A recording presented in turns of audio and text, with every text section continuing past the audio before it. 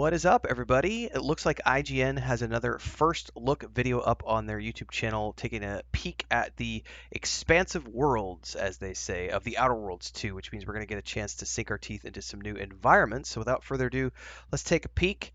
I just finished up my playthrough The Outer Worlds 2 seems to be the first expanding game. in so many directions. Looking forward to the and second. As part of our IGN First exclusive, we previously covered the reworked RPG elements that'll give players deeper and more varied gameplay options. But now, we're here to talk about worlds, the open zones and regions across the different planets and moons that make up your journey in The Outer Worlds 2. Wow, that looks This epic. time around, they're noticeably bigger, but bigger doesn't always mean better.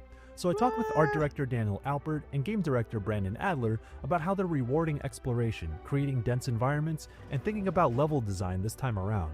And we dig into the trenches of Golden Ridge for a first look at one of the new regions you'll explore and what that could tell us about the open zones. I still want to know what solar system, like where are we exploring in the game? That's a big question we had at the end of our first gameplay, our first playthrough of the first game. We're definitely going more expansive than the first game. First game we were very confined to like smaller hubs, overlands areas. Now we're utilizing Unreal Engine 5. We can have way more expansive worlds. From point A to point B is a much larger territory that we can cover. And in between those areas, we have lots of like little POIs and tinies that we can explore. Yeah, I mean, to piggyback on that, one of the very first things that we were targeting when we started the Outer Worlds 2 was to make these big, large, expansive areas. Really, it's what players kind of told us that they wanted the most out of the Outer Worlds. Everybody 2, wants more. So, more is better. Bigger is with better. Daniel and the other directors. We sat down and we came up with a plan to how are we going to go do that, right? So we made sure that, with big open sight lines, and that we spent a lot of time and effort on making really cool looking POIs, point of interest, at distance to really kind of draw people and really also maybe kind of bring them off the beaten path a little bit. So like when they're heading over there, we made sure that like as you're rounding corners or you're doing things like that, you see like little pops of interest. And so, being able to like kind of draw the player in those different directions. But another element that was also kind of really important as we're kind of doing all of this stuff is making sure that it was very interesting when you get there. So we made sure that we like blanketed all of our areas with just cool, fun stuff to go do, nice loot to go find, cool stories to go unfold. Golden Ridge is an area on the moon of Dorado within the Arcadia system that's owned by the Protectorate faction. It is rich with resources, but not teeming with life. So the water is poisonous. It's desert-like, but it has this like kind of arid appearance. But as I said, it's really rich with resources, and this has caused factions to fight over this landscape. Yeah, I mean, the resource itself, Zeranium, is new to the Outer Worlds 2 and what that means, but it's the thing that powers all of Protectorate society. All the auto mechanicals and their major machines kind of run off of this stuff, which is one of the major reasons that everybody's kind of fighting over this. So that's kind of Golden Ridge's thing. Right, so you're going to get a lot of the same types of things, that we had in the first game, right? So you're going to have cool side quests, interesting characters to kind of go and meet and do all of that stuff. But we also made sure we added in a lot of cool little things for players to go find that are little collectible type things. We have like these toss ball cards. We had a few of them in the first game, but we've added a ton of those things. You can collect them. You get cool bonuses for having that stuff. And again, another thing that was really, really important to us early on is making sure that we are telling cool, fun stories as well. Like that's part of the reward is you go into these areas and you get to learn about like the different NPCs that were inhabiting these areas, the different different characters you're just going to kind of go and meet throughout this whole thing. So that was another big thing, that there's not just a material reward, but it's a cool, fun story reward that just really enhances the whole process. One of the things that we do before we get into any area is we just have deep conversations about the overall story, not only just with the overall story itself, but the factions and kind of what they were doing, what's important to them. Why was anybody in Golden Ridge? And where that kind of really sets the stage when we go to the artist and we're like, okay, there was a fight here. Here's what they were fighting over. Here's kind of why this ended up in the way that it is. We want the trench lines here, maybe for gameplay reasons, but here's why it makes sense story-wise. And then what usually happens at that point is the pods, mixtures of area designers, narrative designers, environment artists, they kind of get together and really kind of discuss, okay, well, like, here's the broad level idea. How do we get to, like, the core idea of like what is in here, the cool fun little stories that we can tell with that backdrop. Okay. And that's usually how we kind of go through our areas. It's world building 101 for every game that's ever been developed. We intentionally design each of our worlds to feel different from each other. It's a unique landscape every time you land on a new moon or new area. So it shouldn't be like you come here and it's like, oh, it's a little bit more of the same. No, this is completely different from the last moonscape you just came from. And the next one you're going to be visiting is completely different as well.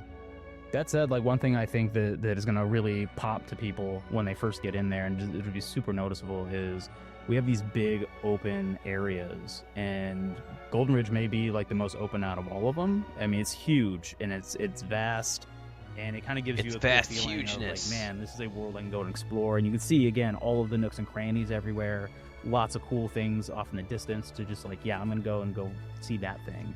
I think that's going to show up almost immediately. I think, I won't get into what happens at the beginning of Golden Ridge, but there's a big state change in the area that where you first get over there, it's going to kind of blow people away, and it's going to make them, again, really want to go and investigate what's happening and all of that stuff. And you see that throughout a lot of our areas as well. We try to do those types of things, let the players see big events that are happening pretty early to get them kind of hooked into the area. One of the interiors we have Xyranium Labs is this big open mining facility. So you kind of get tunneled in through an elevator and you open up, and all of a sudden it's like a huge kind of environment, but within a confined space. We're able to kind of get that feeling of almost epicness, but in a way that is still very explorable. Player doesn't get lost in there. They can find their way and discover like little goodies along the ways.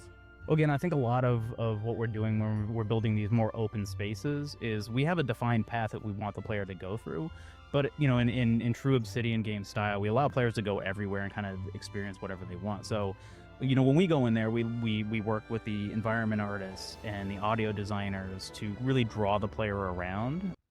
Quick commercial break, everyone, to celebrate and give thanks to all of these amazing people who keep me on the air full time. Really appreciate the support.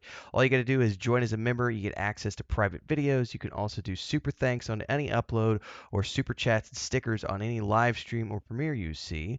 And beyond that, don't forget we're multi-streaming over on Twitch now, so you can support over there as well. Thanks so much to everybody. Let's get back to the video at hand. Either through visual markers or interesting things that they're kind of hearing. And so that's really what we use to kind of softly pull the player through areas. But again, we know where we want the players to go, so we put the most interesting elements in the spaces that we want them to kind of walk to and walk towards. We have this like decorative Art Nouveau touch kind of over everything, but we also kind of ground our technological reality as if it was still constructed in the early 20th century.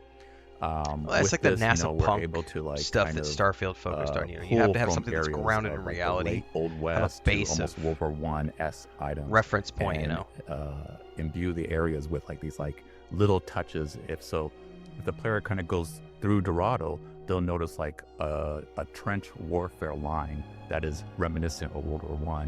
And if they go like a little further into like a town, they'll still kind of have that frontier colony vibe that we wanted to hit, not just with game 1, but also push further with game 2.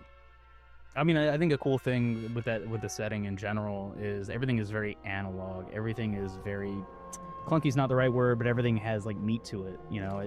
Things are not sleek and small, and I think that's really cool. When you go through the world, you see that. You see lots of huge wires and pipes that come in and out of things that kind of show almost the internals of like how these things work.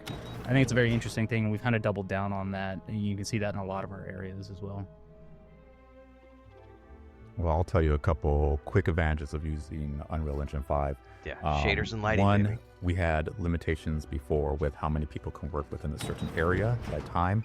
That's been way more freeform in how we are able to utilize the engine. There is a reason so many companies are moving designers, to Unreal 5. artists can be working that same area at one time without having to collaborate on top Halo of each other. Studios, Cyberpunk, but the greatest advantage CD has Projekt been Red. just the global illumination, real-time lighting, just being able to see and iterate on areas really fast has been just a game changer. Being able to quickly iterate is like just tantamount to like exploring creativity in a game like, especially like the Outer Worlds. If something just doesn't feel right, it's not working right, we can quickly prototype a change and see it in real time and play with it, and then get feedback from our game directors, our design directors, and we just run with it. Daniel and Brandon are just a few of the folks who are making The Outer Worlds 2, and in the coming weeks, we'll have conversations about the retuned combat and revamped flaws system. And look out for our talk with Fallout OG and creative director Leonard Boyarsky about the evolution of RPGs and much more. If you missed our deep dive on what's new with character builds, be sure to check that out too. It's all part of our exclusive coverage on Obsidian's next big game, so for more on The Outer Worlds 2, stick with IGN. So I've been covering all of the IGN footage that they've been doing. The IGN first series are great for sneak peeks and everything. Can't wait to learn more. I've got more info in my playlist on all things related to the Outer Worlds 2, and of course, if you want to watch the playthrough of the first game, which we just did, we just wrapped up. The VOD episodes are actually still airing for the next couple of days, but the stream episodes are up if you want to check those out. In the meantime, I got a lot of other games to play. We start daily every single morning at around 5 a.m. Central on YouTube and Twitch, so hopefully we'll see you tomorrow. And until then, stay safe and happy gaming.